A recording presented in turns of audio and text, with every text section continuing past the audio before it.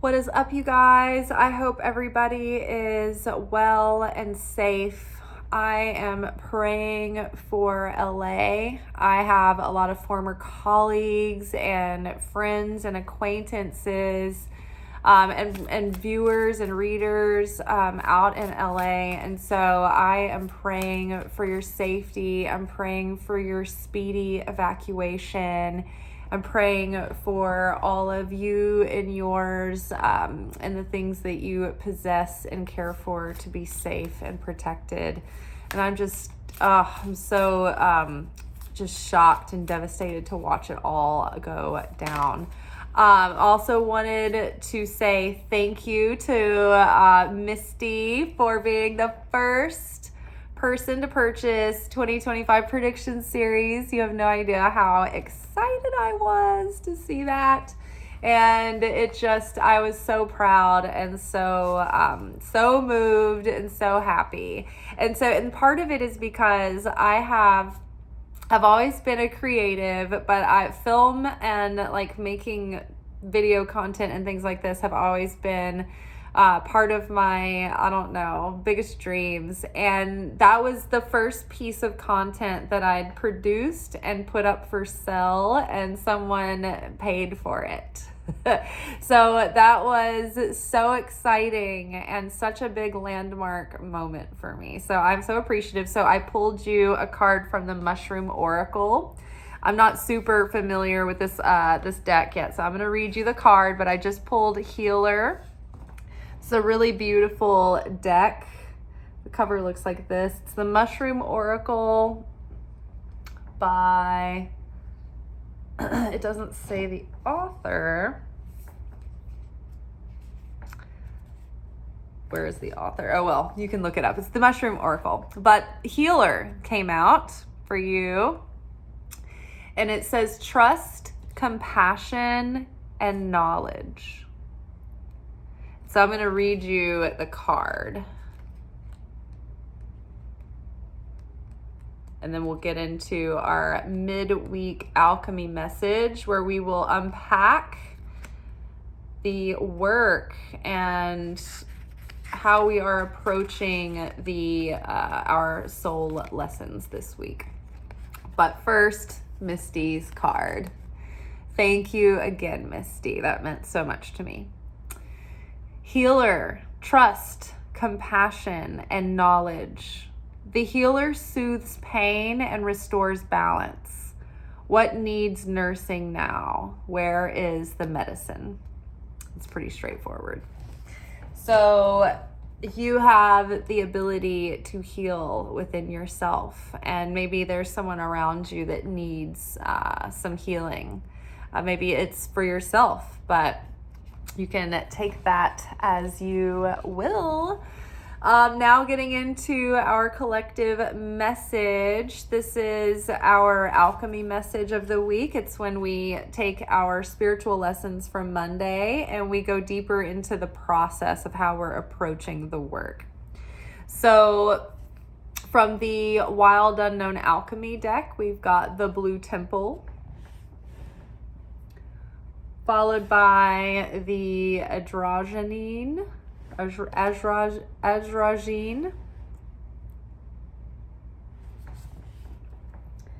followed by Silver.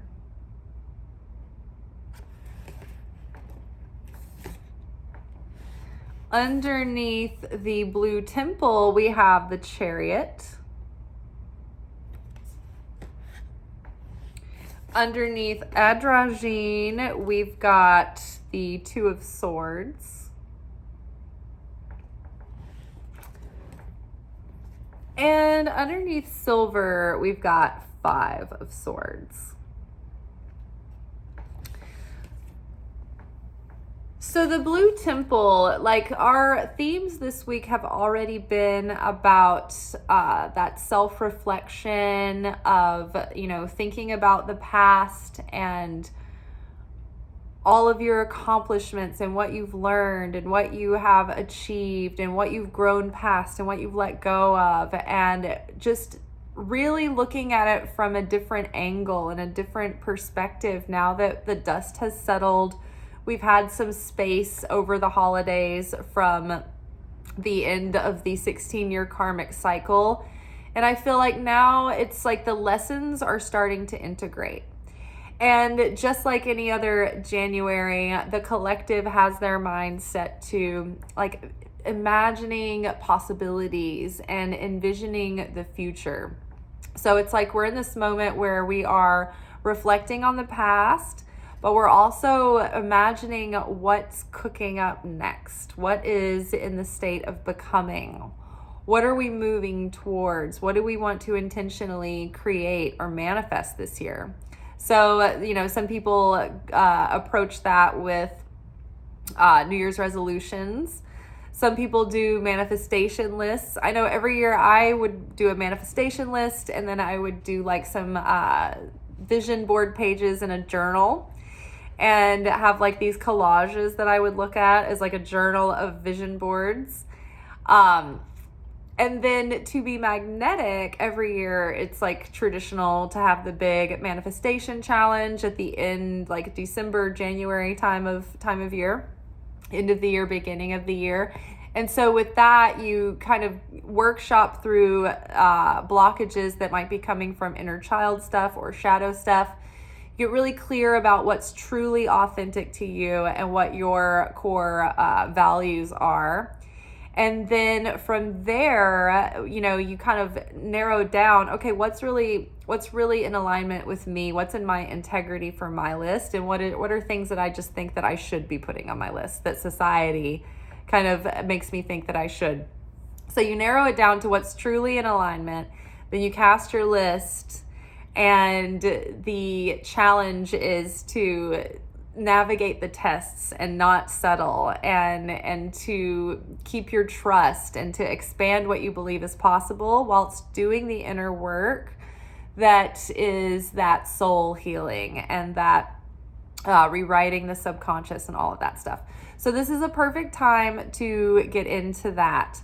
The blue temple, it literally references like the third eye and that indigo color in the aura that denotes like highly imaginative mind, a lot of imaginative activity, visualization, inner vision. So it's like we're getting, like, in a way, like we're having like these revelations come forward, but then they're also like fueling the vision. Have you ever seen like this website is powered by blah, blah, blah, blah, blah? Like that's kind of what I'm getting right now. It's like we're having a flourishing of like ideas and visioning things that are to come. And so our progress, though, is going to be dependent on variables, but two main things that are being addressed in this video. Because the Chariot card here is reaching a moment of like your hard work is starting to pay off. It's starting to build momentum. People are starting to recognize you for your talents. So you're starting to get monetary rewards, or you will be soon. You might be recognized or given an award, or start to get some public recognition for whatever you're doing. But the momentum from the Chariot card comes from self-control. It comes from balance, balancing the emotions, balancing the thoughts, balancing your work and life and the way that you're approaching your work. But you have to maintain this groundedness whilst also maintaining perseverance, endurance, and focus. Okay, or else everything goes off the rails. So our progress, our success is like equally proportionately dependent on the amount of effort and the amount of self-control and discipline and consistency that we are able to exercise at this moment. We're also marrying the inner work that we've been doing, like we were just talking about, into our external nature. So the ways that we've been changing in our hearts and in our consciousness are starting to come through in the way that we behave, in the way that we choose to navigate and approach the world and life and others. And so it's really starting to take root, these changes. And so they're starting to come through in the ways that we behave, in the way that we choose, in the way that we're acting, the way that we're sharing the light with others. And so that's starting to change the simulation that we find ourselves moving through at any given moment. So we are changing on the inside, and then we're also starting to behave differently and show up differently on the outside. And because of that, these cumulative effects of these different choices and different responses and all of that are adding up to the beginnings of external change in our world and in our environment. So very exciting. However, we have to maintain balance and all of our discipline. And then next, there's like something that we have to unblock. And this is a paradox within us that is sort of a contradictory kind of thing. So there is the Two of Swords here tells me there's a stalemate. That is, there's two opposing forces that are keeping something stuck. And it's like 6 of one, half a dozen of the other. It's like you want something every bit as much as you're afraid to get it. And so the androgyny card here, it talks about like holding two opposites or being in a paradox, accepting a paradox. The thing about mysticism and awakening spiritually is you start to realize how paradoxical the full spectrum of a human being is. And so many times, for instance, this is a paradox that I use often. We have to learn to be able to hold joy in one hand and simultaneously sorrow in the other, because any given day in this world is a mixed bag. It's never like everything's all good and, you know, over here, and there's always something going on over there, right? You always have more than one type of, you know, feeling or situation or circumstances up in the air. So, you know, it's like we're perfect and yet we're imperfect. We're perfectly imperfect.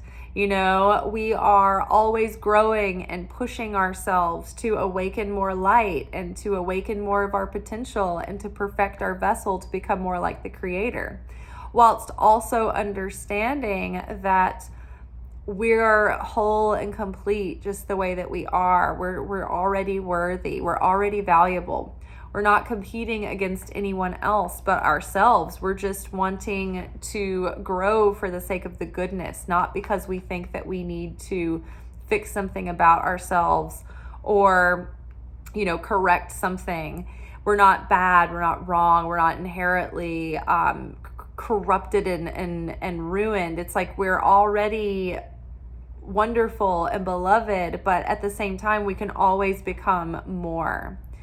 And so we're always looking and searching ourselves for that darkness that each of us have so that we can reveal more light, so that we can transmute that dark energy, those dark emotions, that immature behavior, or those reactive responses. If we can change the way that those happen and the consciousness that prompts or triggers those reactions, then that means that we are forever changing what would have been darkness perpetuated into the cosmos like a domino effect. It's like we've changed that forever. And where we might have been holding a grudge against someone and feeling like we can't stand them, it's like if we can really let that go and heal that and forgive, there could be a bond created there, and maybe some sort of agape love shared that could change that person and you forever. And it reveals more light than if everybody had just gotten along from the beginning. It's weird how that is. It's like raw material, right? It's like putting a bunch of wood on a fire. Oh, I shouldn't have used the fire example. Too much fire right now. So yes, this is about, there's this contradictory force, this energy. Now, we've already been aware and searching for any inner conflicting desire that might be holding us back from getting our manifestation. So an inner conflicting desire is when you have something in your subconscious, like a subconscious belief, that getting what you consciously want or desire will be bad for you in some way. Like if you finally meet your husband, then that means that you're out of choices, right? You don't have the infinite potential of meeting this dream fantasy man, right? You've got your husband right there. Same with, if you want your wife or you want to manifest like a serious relationship, maybe you have commitment issues, or, maybe you're feeling like you want to find yourself before you go into another relationship, and you want to make sure that you're solid because maybe you've abandoned yourself in other relationships. And so maybe that fills you with fear, and you feel like even if you want a relationship, if you have one, you're afraid you'll lose yourself, right? So maybe you keep people at arm's length and you attract unavailable people. So that would be an example of an inner conflicting desire. Also, like many times people stagnate in their career because they fear that by taking on more responsibility, they're going to be losing their joy and their freedom and their work-life balance, and they're not going to be able to spend as much time with their friends and family because they're going to be, having to put in more work at the office or the job or wherever you work. So that can be an issue. That can be something that's holding you back. There can be an unconscious fear that is left over from maybe an earlier time in your life, or even as far back as like your early childhood, where your inner child is still trying to protect you because of a conclusion that a small child, yourself as a small child, drew when you were young, to make sense of something and to protect yourself from something that you perceived as a threat. But the subconscious is super powerful, and it's got a long memory. And so unless you go in like a computer and erase that program, it's still there and it's still part of your operating system. So we have to identify and expose to our consciousness our inner conflicting desires and our subconscious fears and our limiting beliefs. But also there's another factor here that's coming into play, which is the force of desire to either receive for the self alone and receive instant gratification versus the desire to receive for the sake of sharing. And so I say that because we've got the 5 of Swords here with the Silver card. In the Alchemy deck, the Silver card reminds us that yes, we do have a precious metal here, but this is the second best. It's not perfect. It's not perfect like gold. Gold, it's almost like the fully divine Christ versus the lesser fully divine human beings that have the potential to be more divine, but we are still very much in our humanness. The moon is depicted here. The moon is often associated with silver, and the sun is associated with gold. And so so the creator, God, is associated with the sun because the sun emanates freely and eternally a source of light and a source of vitality and goodness and creation. And it doesn't hold back, and it's not choosy about who it gives to, and it doesn't change, it doesn't fluctuate. Whereas the moon represents us, the vessel, light and vessel. We are like the moon. We have no light of our own, but we are reflecting the light that we gain from the sun. And so, but the moon goes through phases. The moon changes. Sometimes the moon is growing in energy. Sometimes it's, losing energy. Sometimes we are up, sometimes we're down, we are in and out and back and forth, and all of the emotions and all of the feelings. So we're constantly in flux, we're constantly changing. We're so affected by the light or the lack of it. So silver being this the second most precious metal, it's like a pure substance, but it is tarnishable. It has to be maintained. It takes work. So that's totally us and our soul.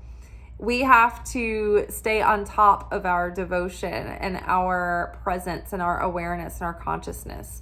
It's not a one and done deal. It's not like, oh, I've experienced enlightenment and now I am in a state of total nirvana permanently forever. We are constantly in flux, and we can be in absolute bliss in 1 second and then have a thought in our head that completely ruins it and throws us off and sends us into sadness and doubt and despair and fear right into the next moment. And so, that is when we're in that state, we separate ourselves from union with the Creator. When we're in a blissful state and we are not afraid and we're open, that's like when we're connected with the Creator. That's when we are the hermaphrodite, the masculine united with the feminine, the internal, the intrinsic married with the extrinsic. We're whole, we're integrated, we're in integrity and alignment, and we are having affinity with the Creator. Therefore, we are connected with the Creator. We can move close to the Creator because we're in vibrational resonance. But when we fall out of resonance and we're in dissonance with the Creator, it cuts us off from our connection with the Creator and thereby cutting us off from our blessings. The grace is that in an instant we can shift our consciousness once more to be reconnected with the light. So we're in, we're out, we're in, we're out, but thank God we can make a fast adjustment if we are aware enough, and if we've built the skills to maintain self-control. So silver as a substance is soft, it's malleable, but it does tarnish when it's exposed to air. So it needs to be polished often. And so this is like us. It's like I don't just have like one prayer a week. That wouldn't really keep me very full. It wouldn't keep me at peace. It wouldn't keep my mind trained on the Creator and being more like the Creator. Therefore, I need to pray every day. I need to meditate every day, but I don't. But it's like spiritual hygiene. It's like something we have to constantly keep up with. Our consciousness is something that we constantly need to check in with. Where is my consciousness? Where are my thoughts? Am I letting the narrative take over? Am I getting lost in a downward spiral of pretend arguments and dress rehearsing like these dramas that are playing out like a soap opera in my mind? Like, am I getting caught up in this? Or do I have sovereignty over my mind? How am I feeling right now? How are my emotions? So we need to polish the vessel. And the thing that we need to polish here is our motive and the consciousness around our motives as we attempt at sharing and fulfilling our manifestations, right? So in order to really get momentum and success and be favored and blessed by God, we need to be coming from a motive of sharing rather than a motive of where's the result, where is my return on investment, where's the bottom line at, like what's the result. When we get so attached to the result, it leaks our energy and we shift into taker consciousness. And when we can stay in giver consciousness, it's like we can we can be more detached, unattached emotionally and mentally from our desired or perceived ideal outcome. So basically, we want to become greater vessels for receiving the light for the purpose of channeling that light through and letting it overflow and share that light with others.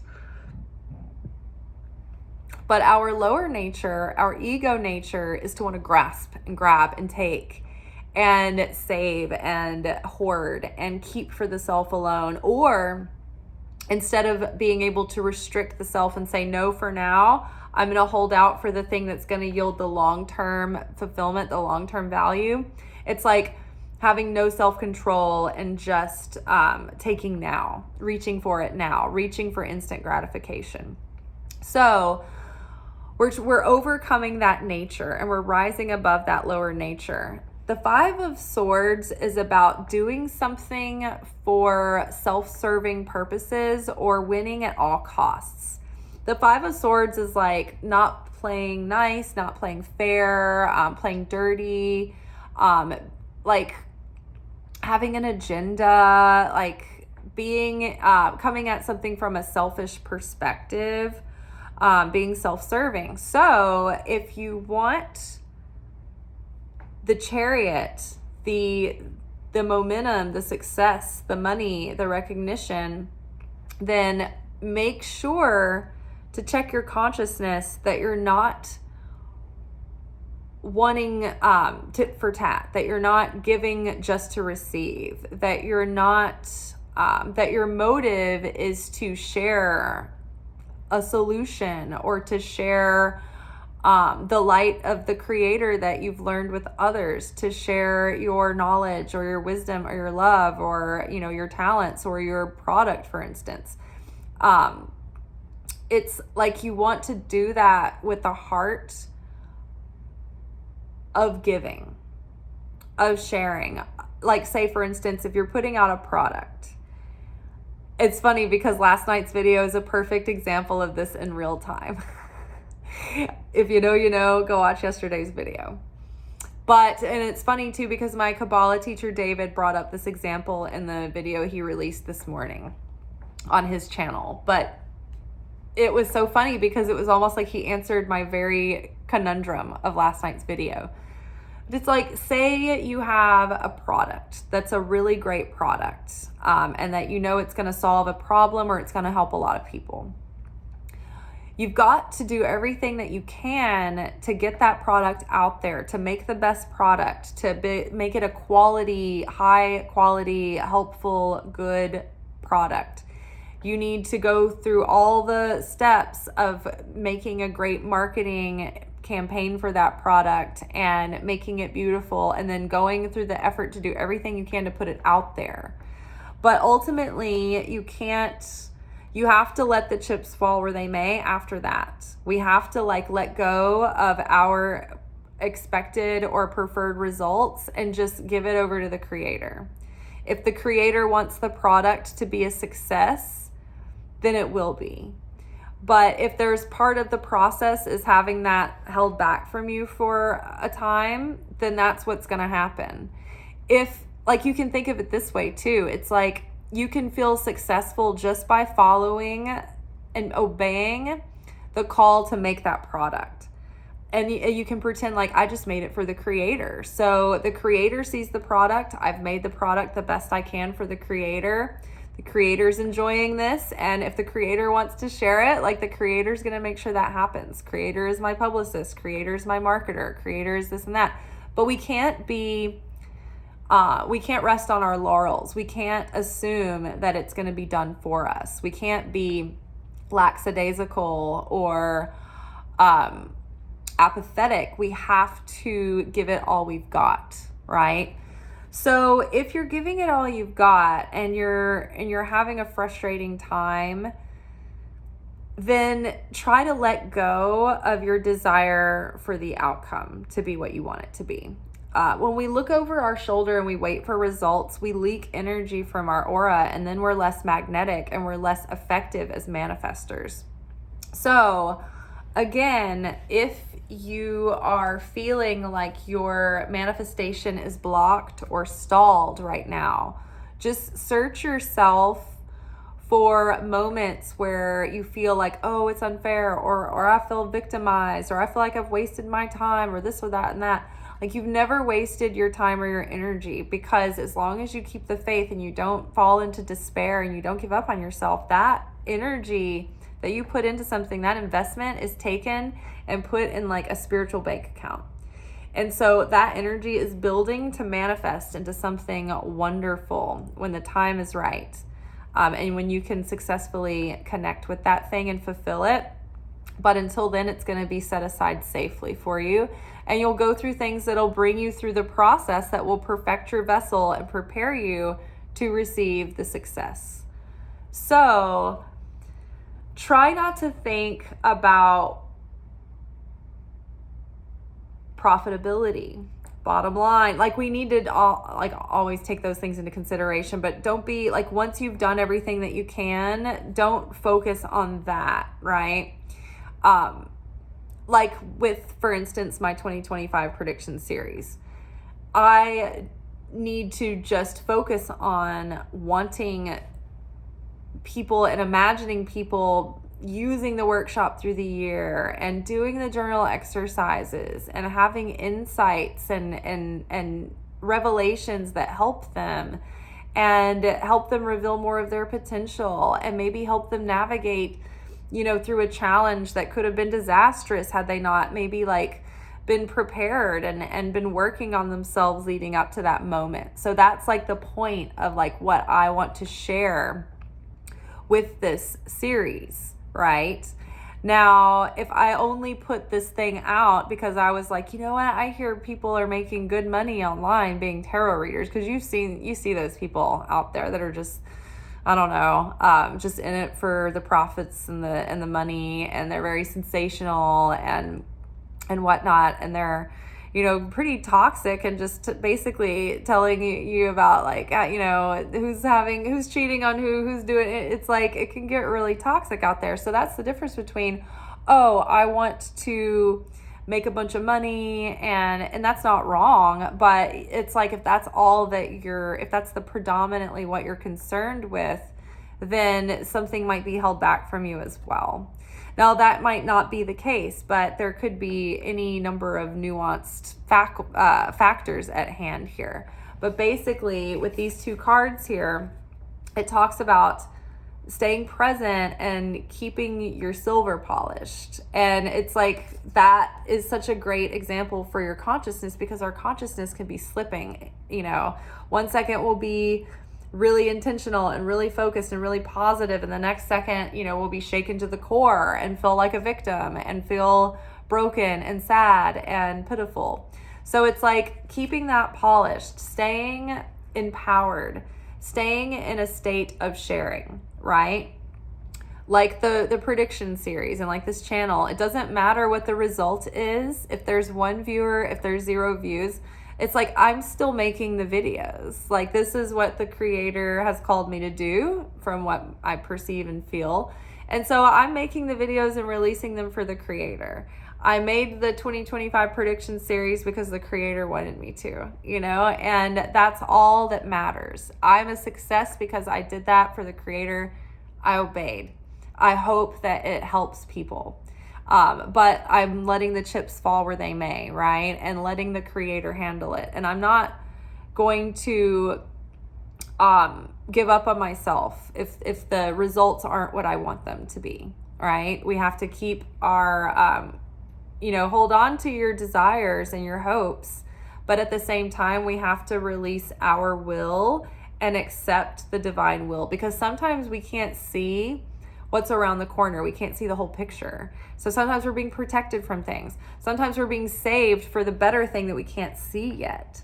So just trust and really get heart-centered. Get into a state of wanting to share, right? Wanting to create, wanting to build and spread love and light and vitality and creativity and acceptance and compassion into the world, rather than wanting to get something in return. I want the return on my investment. I want the result. I want this to be this way or that way. I want to be with this person. I want to get this specific role in this company. I know it's for me. It's like we don't know necessarily always what is assigned to us and what isn't. And if it's not assigned to us, if that's not our thing, if it doesn't have like our little stamp of like this is set aside for Elizabeth Taylor, then I can make something happen, but it will always be off. It will never be quite right. There will always be some chaos to it. But if I trust and I connect with the thing that really is meant for me, then there may be some challenges, but ultimately the thing and I will connect. There will be some flow to it, and I will get through the challenges, and I will be fulfilled even in the midst of challenge. So just some food for thought there.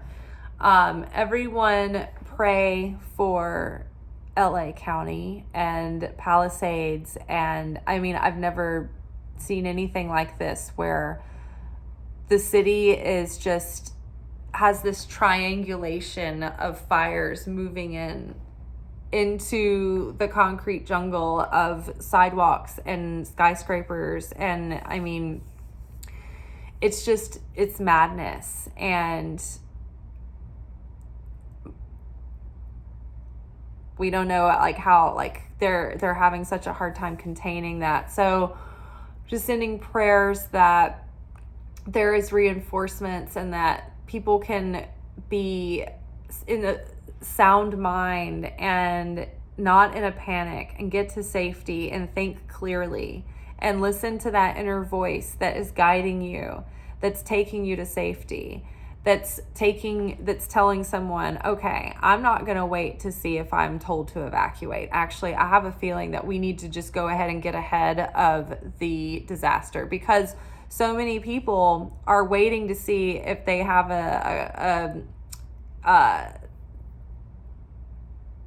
why can't I not think of a mandatory evacuation. And then once everybody starts evacuating, the traffic's so bad that they've been having to they're getting stuck and they're abandoning their cars. And so what's happening with that is that a lot of people are locking their car, they're taking their keys with them, but then it's blocking the road, and so that the emergency vehicles can't get through. So I just literally watched a video of the actor Steve Guttenberg from the 80s movies. He is out there literally amidst the blaze, trying to move people's cars to help the situation. And he just made such a good point. He was like, if you're an able-bodied person, to please just think about this, is so pitiful, but like there's so many people that are not able to move, and they're trapped, and there's old people that have a hard time moving around. They're not mobile. And they're trying to escape, and they have no one to help them.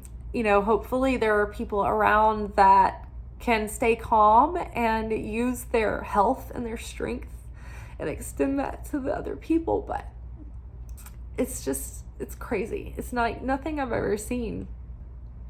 But yeah, keep the people in your prayers. All right, y'all. Bye.